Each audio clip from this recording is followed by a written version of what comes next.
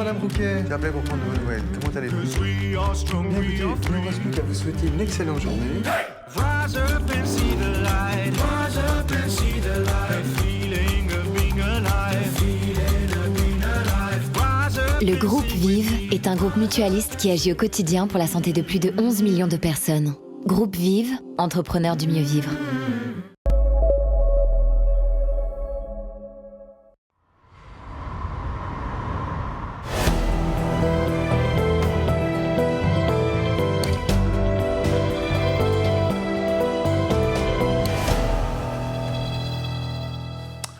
Bonjour. Octobre Rose 2020 se termine dans une ambiance un peu particulière.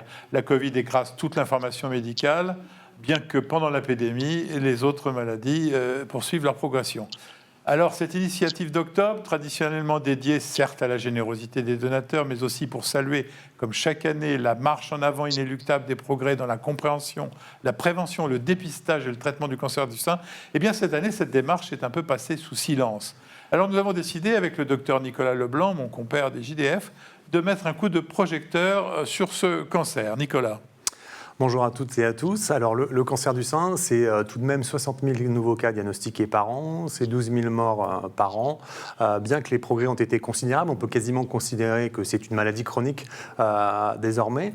Que s'est-il passé de ces 5 dernières années? Alors on va faire un exercice un peu particulier. Imaginons un médecin devenu amnésique pendant 5 ans et qui se réveille aujourd'hui, et toute l'émission va consister à lui expliquer ce qui s'est passé ces 5 dernières années pour ces femmes victimes de cancer du sein. Eh bien, pour le réveiller et l'informer, 2 invités. D'abord, dans notre studio, le docteur Chantal Dreyer. Bonjour. Bonjour. Alors, vous êtes oncologue médical à l'hôpital Paris-Saint-Joseph. C'est ça. En direct, mais via Skype, je sais que vous le connaissez tous, le professeur Gilles Freyer, chef de service d'oncologie aux Hospices civils de Lyon. Bonjour Gilles. Bonjour à tous. Alors, première question, mais je sais que c'est un exercice de fiction qui va vous ravir, cette histoire d'un médecin qui se réveille au bout d'un sommeil de 5 ans. Et on ne parlera que du cancer du sein, parce que je suppose que les sujets d'actualité dont on pourrait parler avec lui sont nombreux et tentant à développer. Mais il sera aussi ravi, d'ailleurs, ce médecin, de savoir que les JDF, nous avons plus de 5 ans, sont toujours au service de la formation. Chantal Dreyer, avant de rentrer dans le détail des formidables avancées de votre discipline, les médecins ont commencé à mieux comprendre les effets de notre environnement. Par exemple, 15% des cancers du sein chez la femme de plus de 30 ans attribuables à la consommation d'alcool. Oui, c'est un facteur de risque qui est encore assez mal connu. Mais effectivement, l'alcool est souvent dans les facteurs de risque, de même que le tabac d'ailleurs, qui sont des facteurs de risque souvent intriqués. Et quels sont les autres facteurs de risque comportementaux que l'on connaît, notamment le surpoids, l'obésité, toutes ces choses comme ça? Oui, alors le surpoids est un facteur de risque connu, essentiellement pour les cancers qui surviennent après la ménopause. Un facteur de risque qui est de plus en plus mis en évidence, c'est au niveau de l'alimentation, avec la consommation d'aliments ultra transformés. On sait que le type d'alimentation joue beaucoup aussi sur le risque de cancer du sein. Alors, Gilles Freyer, du coup, les règles hygiéno-diététiques sont importantes. Quelle part accorder à ces règles hygiéno-diététiques? On pense souvent aussi à l'activité physique adaptée avant, après. Vous pouvez nous en dire plus? Alors, naturellement, il faut s'intéresser à ces facteurs de prévention. Mais je voudrais faire passer un petit message qui est, faisons quand même toujours attention aux injonctions. Parce que dans nos sociétés, il y a beaucoup de gens en surpoids, il y a beaucoup de gens qui s'alimentent mal parce qu'ils sont pauvres. On sait très bien aujourd'hui qu'il y a un lien entre la malbouffe et le niveau socio-économique. Il y a beaucoup de gens qui ne vont pas bien et puis on a beaucoup de malades à traiter qui ensuite reviennent à la vie, qui n'est jamais une vie normale. Évidemment, il faut toujours faire attention, même avec la meilleure volonté du monde, de ne pas leur tomber sur le paletot avec les 3 heures d'activité physique par semaine, attention à la nourriture, attention à ceci, attention à cela, parce que sinon, vous allez mal vous porter ou vous allez récidiver. Alors, ceci étant dit, naturellement, la bonne alimentation et l'activité physique régulière, alors ce qu'on appelle l'activité physique adaptée, c'est une base de marche rapide, vélo d'appartement, natation, sans être fatigué, comme on dit, à la limite de la sudation, et idéalement 3 heures par semaine. Alors que ça fasse du bien à la santé générale, c'est une évidence. Il y a moins de maladies cardiovasculaires, moins de problèmes de poids, et puis il y a un certain nombre de données, souvent rétrospectives dans la littérature scientifique, qui montrent que cela pourrait être corrélé corrélé à un moindre risque de récidive du cancer du sein chez les malades traités. Mais encore une fois, une malade qui a subi ce parcours du combattant a le droit d'être en surpoids, a le droit d'être fatiguée, a le droit de ne pas avoir envie de sortir de chez elle. Et ce sont des prises en charge adaptées qu'il faut proposer, nous, plutôt bien sûr que des injonctions qui nous font plaisir, mais qui souvent ne fonctionnent pas. Oui, alors je sais, vous dites donc pas de stigmatisation, mais c'est quand même un peu votre boulot d'adapter le message en fonction de ces gens-là pour leur donner peut-être plus de chance et à la population en général. Chantal Dreyer, le dépistage n'a pas beaucoup évolué depuis 5 ans. Non, il y a assez peu d'évolution effectivement dans le dépistage sur les 5 dernières années, oui. C'est les mêmes indications, les mêmes techniques globalement, oui. Ce qui a quand même changé, par contre, ces 5 dernières années, c'est l'approche de la prise en charge qui est mieux organisée, mieux humanisée. Et surtout, vous êtes en parfaite concertation entre médecins, ça c'est nouveau aussi. Oui, il y a de plus en plus d'approches multidisciplinaires, effectivement. Il y a beaucoup plus de coordination entre les différents traitements, les traitements médicaux, chimiothérapie, hormonothérapie, la chirurgie, la radiothérapie. À l'hôpital, mais en ville? Alors sur la ville, il y a encore pas mal de progrès à faire. Il y a eu des progrès, mais on a encore une grosse marge d'amélioration sur la coordination avec la ville, avec notamment les dossiers médicaux partagés qui sont encore assez anecdotiques. Gilles, on va aborder les traitements, mais avant, il faut parler de la prépondérance désormais de la biologie et la recherche de marqueurs. Ça aussi, c'est une nouveauté de ces 5 dernières années? Oui, même on peut dire des 15, 20. Ouais. Je vais répondre à la question, mais je reviens 2 secondes, Jean-François, sur l'organisation de l'activité physique, parce que j'y tiens. En effet, donner des messages, c'est notre boulot, mais souvent on a l'impression de parler un peu dans le désert. Et ce qu'il faut faire, ce sont des projets, des réseaux, des mises en place, des propositions de mise en place d'activités physiques. Et je signale par exemple que beaucoup d'institutions le font assez bien et que l'Association française pour les soins oncologiques de support s'intéresse aussi à cette question. Voilà, je voulais le rendre hommage ici. J'ai vu que je vous avais interpellé avec ma réflexion, justement, pour dire que au-delà des discours... Parce que vous avez raison, Jean-François, mais si vous voulez, je voulais encourager nos collègues et les médecins traitants en particulier à ne pas se limiter aux paroles, parce qu'on a souvent l'impression d'avoir bien fait quand on a raconté nos histoires sur la diététique, etc., et l'activité physique, mais s'il y a un prolongement, s'il y a un numéro de téléphone, s'il y a une adresse Internet, s'il y a un programme, c'est l'idéal. Alors c'est marqueur. La biologie. C'est une problématique très compliquée, donc je vais essayer de faire simple. Vous avez des biomarqueurs qui sont liés à la tumeur pour l'essentiel et qui font suite vraiment à ce qu'on a appelé le démembrement génomique des tumeurs, si vous voulez, la carte d'identité génétique. Et là, l'idée, au fond, c'est de savoir quel est le bon profil pour quel patient et quel médicament. C'est la définition finalement du ciblage thérapeutique. On va essayer de trouver une cible, comme on dit, actionnable, qui correspond au fonctionnement de la cellule cancéreuse, et on va essayer de fabriquer des médicaments pour agir dessus. Et les 2 exemples emblématiques du début des années 2000, c'est l'imatinib ou Glivec pour certains sarcomes et leucémies, et c'est l'herceptine ou trastuzumab pour le cancer du sein. Ça, c'est un des aspects des biomarqueurs. Et puis, vous avez un deuxième aspect qui est un peu plus populationnel. C'est-à-dire, on va regarder le patrimoine génétique des personnes dans une visée qu'on appelle théranostique. Théranostique, ça veut dire du diagnostic de prédisposition génétique, par exemple familiale, mais aussi la définition de nouveaux impacts thérapeutiques. Et on voit dans le cancer du sein et dans le cancer de l'ovaire, par exemple, que les patientes qui ont des mutations génétiques de type BRCA bénéficient de ces nouveaux traitements qu'on appelle les inhibiteurs de PARP. Et puis enfin, 3e déclinaison, c'est d'essayer de voir de manière générale si des traitements comme la chimiothérapie adjuvante ou l'immunothérapie vont profiter davantage ou pas à certaines populations. Et c'est par exemple la détermination de ce qu'on appelle le statut PDL1 pour l'immunothérapie, qui fonctionne très variablement, ou encore les signatures moléculaires pour les chimiothérapies adjuvantes du cancer du sein. Vous voyez, c'est un panorama extraordinairement complexe, et surtout on n'est pas prêt d'en avoir fait le tour. On va aller un petit peu en détail. Chantal, c'est vraiment une pratique courante où les médecins qui nous écoutent doivent savoir que la situation est différente selon les régions de France, en clair, en dehors des grandes métropoles? Alors, pour les marqueurs les plus courants, HER2, les récepteurs hormonaux, ça c'est fait dans tous les centres. Pour certaines choses un peu plus récentes, notamment le PDL1, la réalisation est très différente d'un centre à l'autre. Ce n'est pas encore fait de manière systématique sur les tumeurs, par exemple. L'INCa a fait un gros effort quand même là-dessus. Oui, mais Ça reste encore ça reste centre encore dépendant. voilà, ça reste encore centre dépendant et c'est pas un examen qui est fait en routine de manière systématique. À Paris et à Lyon, quoi, si Voilà. je comprends bien. Alors Gilles, on assiste et pour ceux qui sont fidèles à cette émission, ils le savent très bien, on assiste à l'explosion de l'immunologie dans certains secteurs de l'oncologie, que ce soit en pneumologie, en urologie, en dermatologie. Qu'est-ce qui fait que ça fonctionne moins bien sur le cancer du sein? On sait l'expliquer à ce stade? Pour dire les choses là encore de manière schématique, vous savez, il y a 3 grandes catégories de tumeurs dans les cancers du sein. Vous avez les tumeurs qui expriment les récepteurs aux hormones, qu'on appelle grosso modo luminales. Vous avez les tumeurs qui expriment HER2, et puis vous avez les tumeurs qu'on appelle triple négatives, c'est-à-dire qui n'ont ni HER2, ni récepteur estrogène, ni progestérone. Dans le groupe des tumeurs luminales RH+, pour l'instant, il n'y a aucun signal d'efficacité de l'immunothérapie, soyons clairs. Pour les tumeurs qui sont HER2 positives, quelques études pour le moment, de mon point de vue, très décevantes.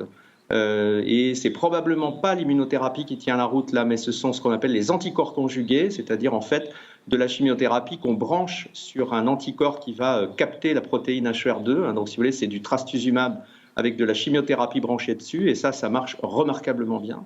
Et puis vous avez un 3e type de tumeur qui a suscité nos espoirs, ce sont les tumeurs triple négatives, où quelques données sur des études randomisées semblaient extrêmement encourageantes.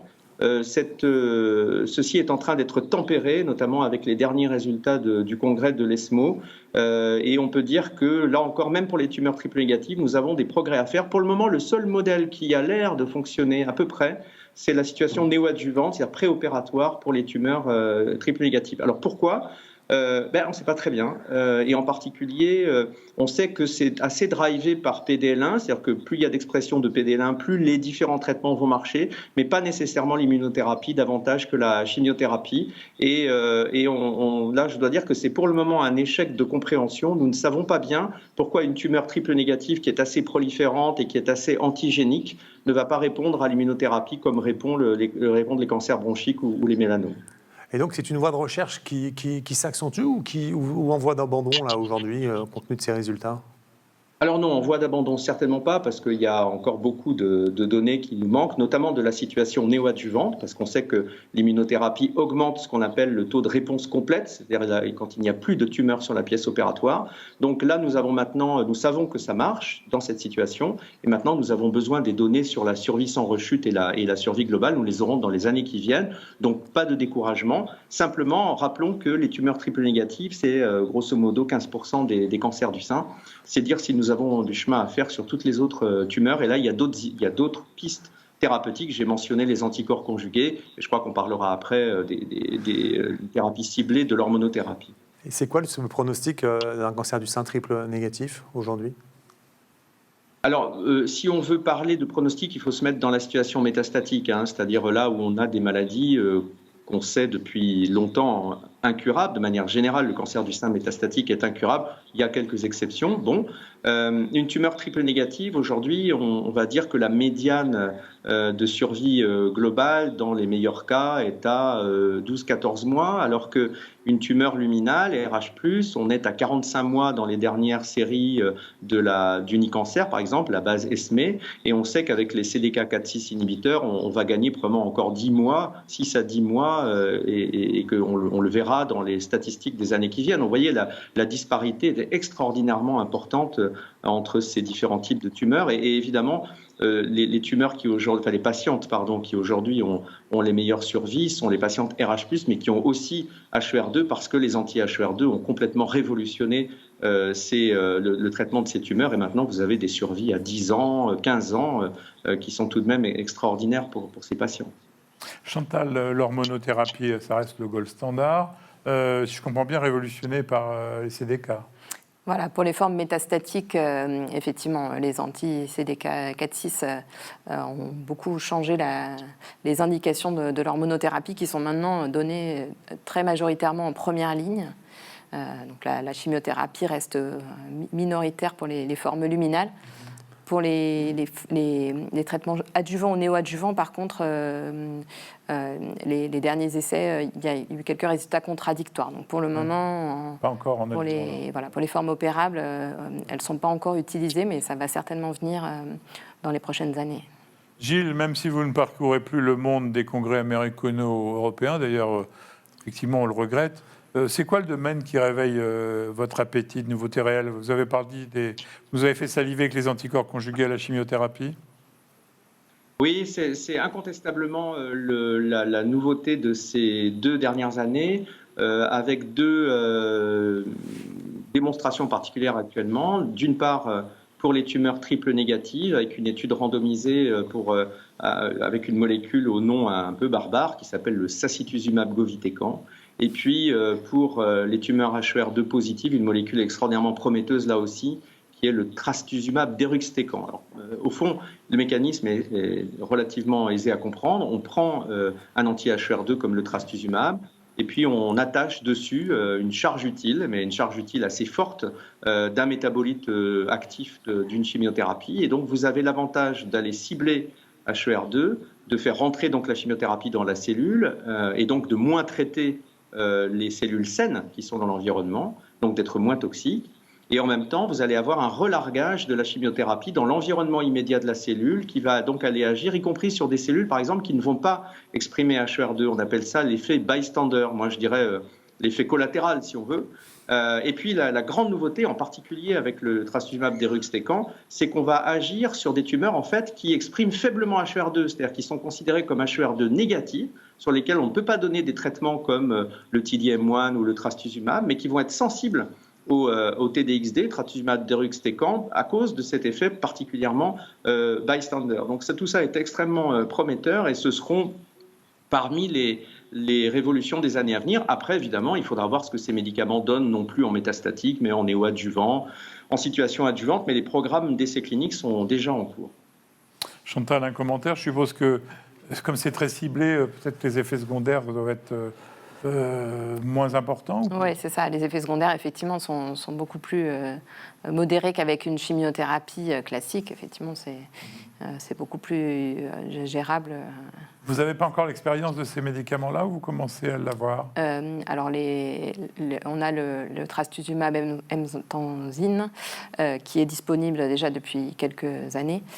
Pour les nouvelles molécules en ATU, effectivement, c'est tout récent. Donc, personnellement, je n'ai pas encore eu l'occasion d'en prescrire. Nicolas. Donc finalement, si je comprends bien, Gilles, c'est la triptyque chirurgie, radiothérapie, chimiothérapie qui reste le standard. La question est de la séquence de tout ça. Alors là, la question nous transporte là tout de suite de facto dans la situation des tumeurs précoces, alors qu'on était plutôt en train de parler de tumeurs métastatiques. Pour terminer juste avec ce qu'a dit ma collègue, c'est vrai que globalement, le rapport efficacité-toxicité s'améliore, mais on voit apparaître avec ces nouvelles molécules des toxicités qu'on n'avait pas avec les traitements classiques. Et en particulier avec certains de ces anticorps conjugués, on a des pneumopathies interstitielles qu'il faut absolument savoir diagnostiquer rapidement et traiter parce qu'elles peuvent parfois être mortelles. Donc ça, c'est un point qui est extrêmement important. Nous participons à la fois au programme Destiny avec le trastuzumab deruxtecan et à la fois à une étude avec le sacituzumab govitecan. Et je pense que de ce point de vue-là, ce qu'on pourrait appeler entre guillemets la courbe d'apprentissage, c'est particulièrement important et on va avoir à développer des formations, y compris pour nos collègues cancérologues, parce que ce sont des molécules qui sont en réalité pas si simples à manier.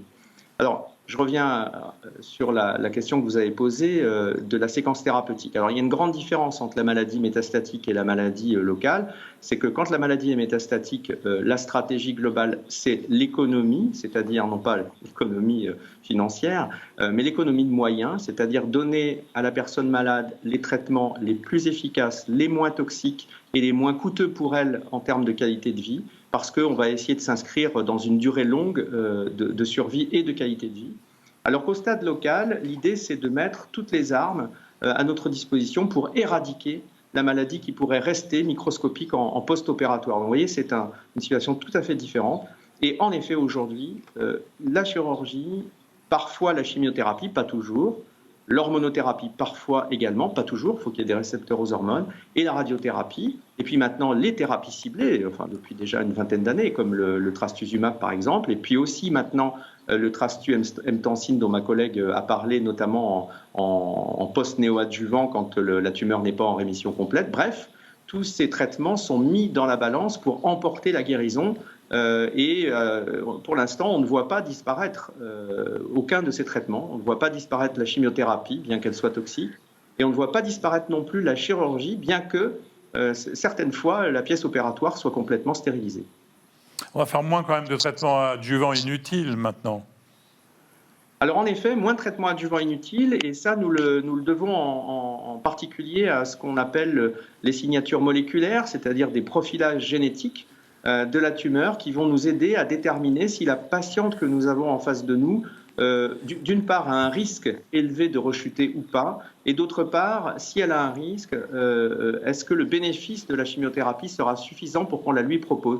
Et on considère que ces signatures moléculaires aujourd'hui permettent de diminuer jusqu'à 20-25% les indications de chimiothérapie, c'est-à-dire de ne pas faire de chimiothérapie là où en temps normal on en aurait proposé. Pour autant, le devenir de ces signatures moléculaires, qui ont un certain coût, aux alentours de 1 400 €, et qui sont remboursés dans le cadre d'une enveloppe de la solidarité nationale, qui est une enveloppe fermée, qui n'est pas nécessairement pérenne, eh bien, il n'est pas certain que ces signatures continueront à être prises en charge par la sécurité sociale dans les années à venir. Chantal, avoir des métastases cérébrales n'est plus aujourd'hui une sentence de mort. Non, effectivement, d'autant plus que dans les métastases cérébrales, on les retrouve particulièrement dans les tumeurs HER2+, dont on a parlé. Donc, ces tumeurs ont de plus en plus de traitements systémiques disponibles, de plus en plus efficaces. Et par ailleurs, il y a des nouvelles techniques de radiothérapie qui permettent... On ne parle jamais de la radiothérapie, mais ça reste un pilier important. Oui, c'est ça. Pour les métastases cérébrales en particulier, puisqu'il peut y avoir un moindre passage au niveau des lésions cérébrales de la chimiothérapie. Mais on peut faire maintenant de la radiothérapie stéréotaxique en ciblant vraiment les lésions. Mais en règle générale, la radiothérapie, on en fait moins, on en fait de façon plus précise. On en fait de façon plus précise. Mais pas moins. Pour les métastases cérébrales, ça reste en règle générale. Dans le cancer du sein on en fait plutôt moins, puisque les traitements systémiques sont un peu plus efficaces, effectivement. Alors imaginons, Gilles, que notre médecin se rendorme 5 ans supplémentaires. Dans 5 ans, il se réveille. Qu'est-ce que vous pensez qu'il sera advenu en termes de progrès thérapeutique et diagnostic? Je ne suis pas sûr qu'on soit dans le domaine du saisissant. Si on veut du saisissant, il faut regarder la société française. Là, je crains fort que dans 5 ans, ce soit très saisissant. Mais si on veut regarder les progrès dans le cancer du sein, je dirais qu'ils se font toujours pas à pas, avec de temps à autre des plus grands pas. Et raison pour laquelle, d'ailleurs, il ne faut pas entraver les petits pas du progrès. Quand vous êtes une instance régulatrice, une autorité, vous avez tendance à regarder une étude qui est un instantané photographique et vous faites la moue, vous dites le bénéfice, non, c'est pas terrible, puis ça coûte cher, on va pas financer. Mais le problème, c'est que si vous mettez bout à bout toutes les études qui ont apporté un petit bénéfice depuis 25 ans, bien vous arrivez à guérir 85% environ de tous les cancers du sein. C'est ce qui se fait aujourd'hui. Donc n'entravons surtout pas les petits pas du progrès. Et le collègue qui se réveillera dans 5 ans verra peut-être 90% de guérison de tous les cancers du sein et ainsi de suite. Et surtout on pourra lui expliquer que l'INCa milite pour la prise en compte des aidants et surtout le droit à l'oubli, ce qui est ça une notion nouvelle. Oui, je pense qu'heureusement, on en a un peu fini avec l'idée du redémarrage dans la vie. Vous savez, très longtemps, on a dit, après un cancer, je suis guéri, ma vie repart, je vais aller à l'essentiel et tout va être magnifique. En réalité, l'après-cancer, c'est très souvent un chemin de croix, il faut dire ce qu'il y a, parce qu'il y a l'anxiété de la récidive, toujours, il y a la médicalisation indéfinie, des surveillances très longues, les hormonothérapies qui sont très fatigantes, etc. Et puis vous avez la persécution administrative des compagnies d'assurance, des gens qui ne veulent plus vous prêter d'argent et de l'emploi qui devient de plus en plus compliqué. Donc nous sommes tous les jours, nous, cancérologues et travailleurs sociaux, aux côtés de nos patients pour les aider. Mais là encore, il y a une espèce d'omerta sociale sur ces questions qui est quand même tout à fait inquiétante. Nous sommes dans une société qui parle de discrimination à tout bout de champ. Or, ces malades-là sont vraiment discriminés. Alors Chantal, quel message d'espoir vous portez auprès de vos patientes quand vous leur annoncez un diagnostic parfois très anxiogène, voire pas tout le temps très anxiogène d'ailleurs? Quand on les voit pour les traitements néoadjuvants ou adjuvants, on insiste quand même sur le fait que c'est un traitement préventif et qu'elles ont beaucoup plus de chances de ne pas récidiver que de risque de récidiver. Le risque de récidive maintenant est quand même limité, notamment grâce au traitement. Donc c'est vrai que le traitement va être un peu long et fatigant, mais avec un risque derrière qui est modéré. Voilà, et on essaye de plus en plus d'entourer le traitement à l'aide des soins de support, notamment pour les aider, comme disait Monsieur Freyer, avec les travailleurs sociaux ou les travailleuses sociales, voilà, pour prendre en charge la qualité de vie en général. Merci. Gilles, on va maintenant parler d'un autre réveil, pas celui de notre médecin de 5 ans, mais de tout le monde entier qui se réveille dans un scénario d'Hollywood. Si je vous avais raconté ça il y a 1 an, vous auriez dit le moine est délirant comme d'habitude, toujours des hypothèses, mais là, la pandémie, et je sais que ça vous touche beaucoup, en particulier dans votre pratique de la scénologie. Impact sur le dépistage, les consultations de suivi, l'activité chirurgicale, ça va être quoi les conséquences ? Elles sont difficilement mesurables à moyen terme, hein, mais elles ne peuvent être que néfastes. Il est absolument évident que dans cette période, on aura des chiffres, hein, le diagnostic précoce, le dépistage, les consultations ont été forcément restreints, en partie du fait de l'adaptation nécessaire du système hospitalier déjà exsangue, hein, il faut le dire et le redire. Si aujourd'hui on craint la saturation du système hospitalier, c'est qu'en temps normal il est déjà saturé. Donc ça c'est un point important à soulever. Et ces conséquences délétères, elles se manifesteront pour des années. Raison pour laquelle je suis toujours un peu inquiet qu'un débat ne se pose que de manière unilatérale, c'est-à-dire les dangers de l'épidémie Covid et ces seuls dangers-là. Mais les autres dangers qui en découlent ne sont pas en réalité étudiés précisément ou mis sur la place publique. En tout cas, il n'y a pas de débat sur ces questions. Je voudrais dire que ceux qui ont été fortement impactés dans la première vague, comme on dit, ce sont surtout les chirurgiens. Les oncologues médicaux, dont je suis, ont été extrêmement préservés. Ils le sont toujours. Au moment où je vous parle, nous faisons 35 à 40 chimiothérapies de jour, tous les jours, en saturant complètement l'hôpital de jour. Nous avons une unité d'hospitalisation pleine de patients atteints de cancer et non pas atteints de Covid. Je pense que l'hôpital s'est tout de même remarquablement bien organisé. J'en dirais pas autant de notre système de santé depuis 10 ans. On va y revenir, mais moi j'ai vu des chiffres très précis, très précis, faisant état de 3000 femmes qui vont donner leur vie au premier confinement. C'est pas des vues de l'esprit, c'est sans mettre des études sérieuses. Vous confirmez ? Alors, je suis en difficulté pour confirmer les chiffres parce que je ne sais pas exactement comment sont faits les calculs, ni à partir de quelles données on établit ces modèles. Et comme je ne suis pas un épidémiologiste, je serais vraiment très, très prudent. Mais j'ai tendance à penser que c'est absolument inévitable. Et vous savez, de toute façon, lorsqu'on a fait ne serait-ce que les téléconsultations, dont tout le monde est si fier dans les médias, etc., en réalité, mes collègues et moi, nous n'avions qu'une hâte, c'était d'arrêter les téléconsultations pour recommencer à voir nos malades, parce que rien ne remplace la relation aux malades et l'examen clinique. Il faut le dire et le redire, la médecine, ça ne se fait pas devant un écran de télévision. Chantal, est-ce que dans votre vie de tous les jours, au pied des lits, auprès des patients, est-ce que ça continue à vous perturber la pandémie Covid ? Est-ce que ça désorganise toujours votre travail de médecin ? Alors c'est vrai que chez nous aussi, les services d'oncologie... le service d'oncologie a été très préservé. L'hôpital de jour continue à tourner avec quasiment autant de patients que d'habitude. Maintenant, c'est vrai aussi que les dépistages se sont arrêtés en mars-avril. Les radiologues ont annulé beaucoup d'examens, les endoscopistes aussi. Donc voilà, c'est difficile d'avoir des chiffres, effectivement, mais il y a probablement quand même moins de nouveaux patients de forme précoce. Pour des prises en charge. Pour les formes métastatiques, par contre, on continue d'accueillir les patients à peu près comme il y a 1 an. Il y a 5 ans, l'hôpital allait déjà mal. Vous croyez, Gilles, que notre médecin, se réveillant aujourd'hui, serait surpris de la perturbation actuelle ou pas ? La situation était figée il y a 5 ans ou elle s'est dégradée ces 5 dernières années, autrement dit ?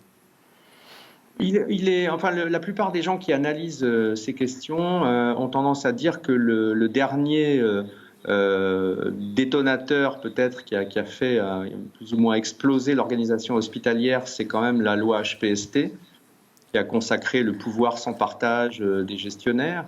Et nous sommes un certain nombre, c'est-à-dire des comptables en pratique, qui ont imposé en fait un modèle qui est le modèle de l'hôpital entreprise rentable, mais rentable financièrement. Et à partir de là, tous ceux qui avaient des visées humanistes ou de rappeler que la mission première de l'hôpital, c'est quand même de soigner les gens, se sont heurtés à cet Everest budgétaire.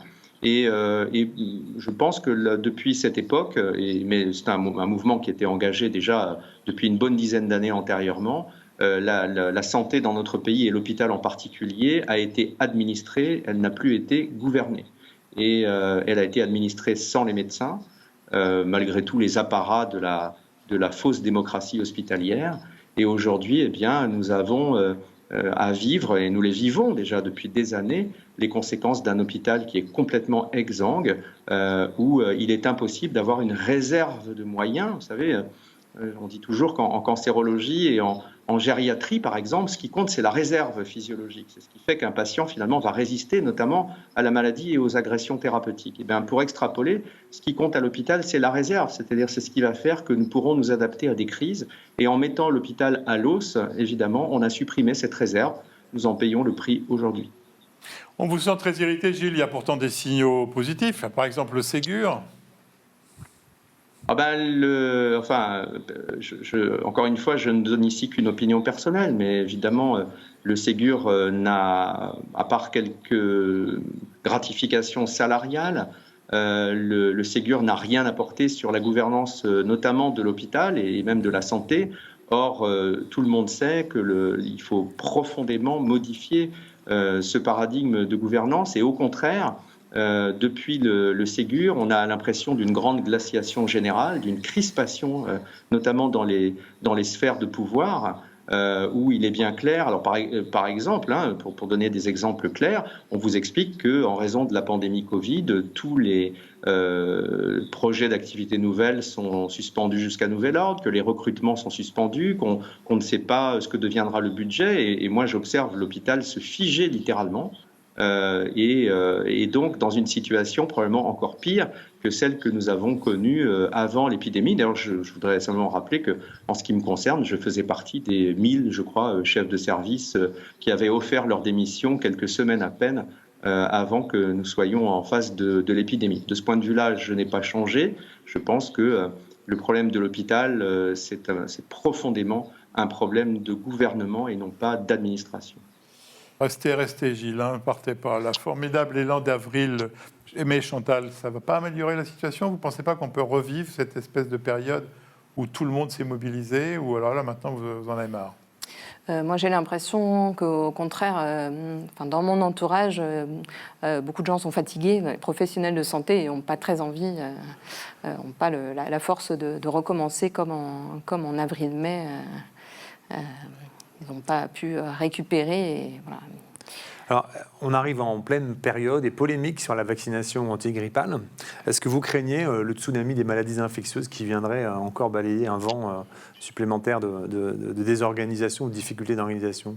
Alors, je pense que le port du masque, qui est quand même assez généralisé maintenant, va quand même protéger le lavage des mains aussi, va quand même protéger de certaines maladies infectieuses cette année. Donc, non, de ce côté-là, je pense qu'on sera plutôt protégé des autres maladies infectieuses par rapport aux autres années. Et on le rappelle pour tous les soignants, il faut se vacciner, c'est une priorité. Est-ce que vous-même, vous êtes vacciné contre la grippe? Oui. Absolument. Et vous savez que la difficulté, c'est de faire en sorte que les équipes soignantes au complet soient vaccinées. Et je suis tellement triste lorsque j'entends parfois de la part de certains personnels des réponses du style « c'est mon choix, j'ai choisi de ». Et à ce moment-là, j'essaye toujours de dire que c'est mon choix, c'est aussi le choix de porter le virus et de le transmettre aux malades. Vous êtes vraiment vacciné? Vous êtes vraiment vacciné? Parce qu'on dit qu'il y a une rupture, oui, parce qu'on dit qu'il y a des ruptures de stock dans la région de Lyon. Non, je suis vacciné chaque année. J'attends qu'arrivent dans mon service là les doses qu'on va s'injecter probablement dans les 2 semaines qui viennent. Ah, mais je vous suis n'êtes vacciné pas chaque année. encore vacciné cette année, c'était ça que je... Oui, pas encore parce que je n'ai pas encore la dose à m'injecter, mais ça ne saurait tarder et je vous promets que je serai vacciné la prochaine fois qu'on se verra. Je vais dire une chose très rapide. C'est la question de la gestion de la peur. Vous savez que nous sommes dans le paradigme de la précaution maximale vis-à-vis de Covid. Bon, c'est un choix qui a été fait dans ce pays. La difficulté, c'est que ce paradigme de la précaution et de la peur conditionne la population. Et moi, j'ai une crainte qui est qu'à la faveur de la pandémie grippale qui arrive chaque année et d'autres virus respiratoires, nous ayons un véritable tsunami de désorganisation de l'hôpital, non pas franchement en raison de Covid, mais en raison de la globalité, si vous voulez, des infections respiratoires, avec des centaines de milliers de gens qui vont avoir une peur folle de mourir d'une infection respiratoire. Et sincèrement, là, j'ai une vraie crainte. Et je ne sais pas du tout ce qui va se passer dans les mois à venir, parce que je ne crois pas du tout que la couverture vaccinale antigrippale sera suffisante. Chantal, vous êtes vaccinée, vous ? Oui, ça y est. C'est fait, Je pense que les personnels soignants un peu partout ont été livrés en priorité, font partie des patients prioritaires. Nous avons fait la semaine dernière une émission qui n'était pas très... Beaucoup de pharmacies sont en rupture de pharmacie en ville, oui, sont en rupture de Bon, vous nous donniez presque l'envie de nous rendormir 5 ans, parce qu'on peut croire quand même à l'adaptivité de l'homme dans le temps, et dans 5 ans, tout sera très beau. Mais avant, on va conclure. On commence par vous, Chantal ? Oui, alors, je voudrais peut-être juste ajouter un mot sur le confinement par rapport au dépistage au cancer. Là, on n'a pas tellement de chiffres. Par contre, ce qu'on voit, c'est quand même que le confinement, toutes les mesures diminuent beaucoup l'activité physique des Français en général, n'améliorent probablement pas l'alimentation en général. Donc peut-être qu'on va avoir des surrisques à plus long terme liés à la qualité, aux mesures hygiéno-diététiques en général. Donc il va falloir être vigilant aussi à ça dans les prochains mois. Vigilance, et vous, Gilles ?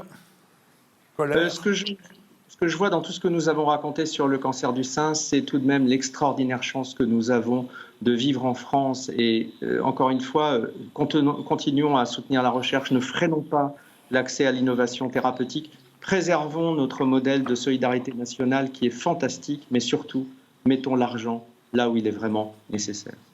Et vous n'avez pas conclu, comme d'habitude, qu'il faudrait tous nous confiner dans des abris anti-atomiques, ça marcherait très bien. Je sais que c'est une plaisanterie qu'on fait ensemble, mais en tous les cas, merci de votre participation. Nicolas ? Ce qui est formidable quand on parle d'oncologie, et en particulier de cénologie, c'est que les progrès sont considérables. C'est une discipline d'espoir. Ce n'est pas le cas de toutes les disciplines. On a vu que les maladies infectieuses, quand elles revenaient en force, elles étaient parfois plus difficiles à manier et à traiter. Donc le soutien de la recherche, de l'excellence de l'école française, c'est sans doute ça aussi la conclusion auquel j'aboutirai pour qu'on continue à être dans l'excellence. Merci. Je vous rappelle que vous êtes médecin de santé publique, donc il faudra un jour que vous nous fassiez une émission, parce que tout n'a pas été particulièrement net dans cette pandémie. C'est le moins qu'on puisse dire. Merci à vous trois. Merci à notre partenaire Vive d'une fidélité sans faille dans ces moments bouleversés. C'est important de le souligner. On se retrouve la semaine prochaine pour une nouvelle émission des Jeudis de la Formation, une émission très particulière. Nos invités vont être des géographes de la santé qui viennent de publier un atlas de la santé avec, entre autres, la réponse à la question « Pouvons-nous prévoir la prochaine pandémie ?» Tout un programme. Je sais qu'il faudrait commencer par vaincre déjà celle qui nous submerge aujourd'hui. Allez, en attendant cette émission, surtout, portez-vous bien.